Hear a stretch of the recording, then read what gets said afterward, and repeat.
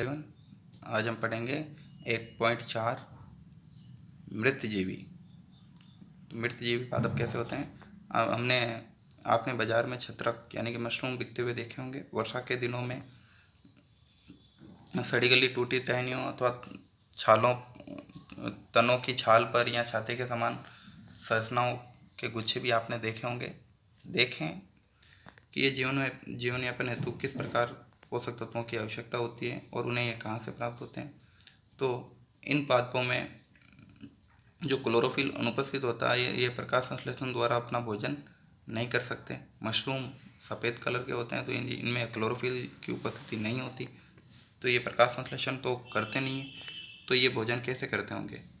Mushroom जो एक पादप है, तो ये देखो बेटा कि बहुत ही सड़ी गली जगह पर एक तो उगता है और उन सड़ी गली मृत जो हो गई, जैसे कि पेड़ से पत्तियां टूट गई तो पत्ती जो है सड़ गई और सड़ने के दौरान हम उसको मृत मानते हैं कि पत्ती अब मृत है। पत्ती जीवित तब तक ही रहती है जब तक वो पादप से जुड़ी रहती है, प्लांट के ऊपर पेड़ के ऊपर लगी रहती है, तभी तक वो जीवित रहती है। उस जैसे ही गिरती है नीचे तो वो मृत साबित हो जाती है और ये धीरे धीरे मिट्टी में बैठकर सड़ने लगती है। नेक्स्ट है आपके क्रियाकलाप 1.2 ब्रेड डबल रोटी का एक टुकड़ा लेकर इसे जल में थोड़ा भिगोकर उष्ण स्थान पर यानी कि 2-3 दिन अगर हम रख देते हैं, जैसे आपके लंच बॉक्स में भी आप कभी स्कूल में भूल जाते हो और उसको 1-2 दिन तक पड़ा रहने देते हो तो उसके ऊपर जो कवक फफूंद लग जाती है काले धब्बे जैसे, तो काले धब्बे जैसे वो दिखाई देती है। और अगर हम इसे आवर्धक लेंस की सहायता से यानी कि सूक्ष्मदर्शी की सहायता से इसको देखें तो हमारे को कुछ रुई के धागों के समान संरचना दिखाई पड़ेगी। और ये जीव कवक या फंजाई कहलाते हैं। इनको हम कवक या फंजाई बोलते हैं। इनकी पोषण विधि अलग अलग प्रकार की होती है। ये मृत और विघटनकारी यानी कि सड़ने वाली वस्तुओं पर ही उत्पन्न होते हैं। यानी कि जब कभी भी ये ब्रेड या खाना हमारे लंच बॉक्स में पड़ा रहता है तो ये धीरे धीरे क्या होता है, सड़ता है और वो हमारे को दिखता भी है कि अब ये खाना खाने योग्य नहीं है, क्योंकि वो पूरा भोजन है जो सड़ने लगता है, जिसको सड़ने को हम साइंस में कहते हैं विघटनकारी, यानी कि उसका विघटन हो जाता है, यानी कि वो पूर्ण रूप से धीरे धीरे सड़कर नष्ट हो जाएगा। वस्तुओं यानी कि जैव पदार्थों की सतह पर कुछ पाचक रसों का स्राव करते हैं।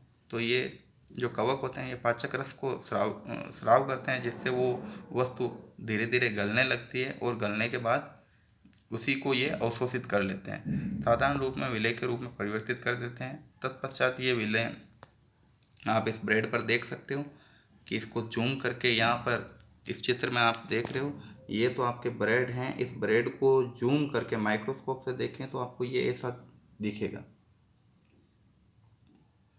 ये छोटे छोटे काले काले हरे धब्बे जो दिख रहे हैं ऐसे रुई के समान ब्रेड पर उगती कवक हैं ये। और फिर ये जब कभी भी ये लगती है इस ब्रेड के ऊपर लगती है तो ये एक अपना पाचक रस स्रावित करती है और पाचक रस स्रावित करने के बाद उसी को वो पूरी पिघल जाती है। तो वो पिघला हुआ रस है जो वापस अवशोषित करती है और धीरे धीरे अपनी वृद्धि करती है। इस प्रकार की पोषण प्रणाली को हम जिसमें जीव किसी मृत एवं विघटित जैविक पदार्थों से पोषक पदार्थ करते हैं, मृतजीवी कहलाते हैं। तो हम अंडरलाइन कर सकते हैं यहाँ से कि यहाँ से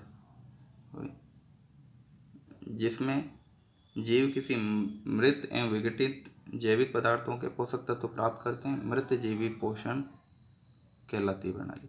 और मृतजीवी पोषण प्रणाली का उपयोग करने वाले जीवों को मृतजीवी पादप बोलते हैं। तो आपके ये यहाँ से लेके यहाँ तक आपको ये अंडरलाइन करनी है नोटबुक में। फिर एक कवक, ये आपके फंजाई जो है अचार में चमड़े के ऊपर भी लग जाती है, काफ़ी बार कपड़े पर भी लग जाती है एवं अन्य पदार्थों में भी उग जाते हैं। ये उन स्थानों में भी उगते हैं जो नम एवं उष्ण हो, यानी कि कवक ज़्यादातर नमी वाले स्थान पर होती है, यानी कि बारिश के मौसम में ज़्यादा नमी होती है तो वहाँ, और उष्ण हो यानी कि अगर आपकी रोटी है बेटा, रोटी को अगर आप धूप में या कहीं पे भी लंच बॉक्स में रख देते हो जहाँ पर तापमान ज़्यादा है, धूप नहीं है, गर्मी ज़्यादा है, तो वहाँ वो पड़ी वस्तु 1-2 दिन में अगर बंद रहेगी, उसके एयर वगैरह हवा नहीं लगती रहेगी, तो वो धीरे धीरे सड़ने लगेगी, ख़राब हो जाएगी। और आपको पता है आपका लंच बॉक्स जितनी बार आप स्कूल में भूले हो उतनी बार वो ख़राब हुआ है, या आप अपने घर में भी कभी भी किसी ब्रेड के पैकेट को कहीं पे भी रख देते हो और काफ़ी दिन तक उसका यूज नहीं लेते हो, तो वो धीरे धीरे ख़राब हो जाता है। बारिश के मौसम में ये ज़्यादा ख़राब होते हैं। कवकों की वृद्धि के लिए वर्षा ऋतु सबसे अच्छी परिस्थितियां प्रदान करती है, ये देखो आपके लिखा है। तो इसलिए इसी कारण वर्षा ऋतु के दौरान अनेक वस्तुओं को कवकों को वृद्धि के कारण नष्ट या अनुपयोगी हो जाती है। यानी कि बारिश के मौसम में बहुत ज़्यादा वस्तुएं खराब होती है। आपका खाना वगैरह है बारिश के मौसम में ज़्यादा दिन तक चलता नहीं है, जल्दी ख़राब हो जाता है।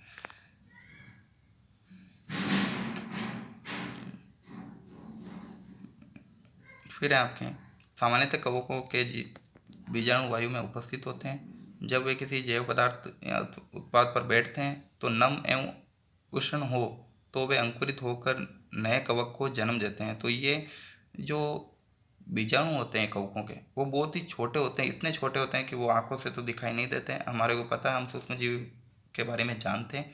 सूक्ष्म जीव हम उन्हें कहते हैं जो बहुत ही छोटे होते हैं। तो ये बेटा बीजाणु जो होते हैं ये भी बहुत छोटे होते हैं। ये हवा में इधर उधर गति करके किसी भी पोषक तत्वों पर बैठ जाते हैं और उन पोषक तत्वों पर बैठकर ये नए कवकों को जन्म देते हैं अंकुरित होने पर।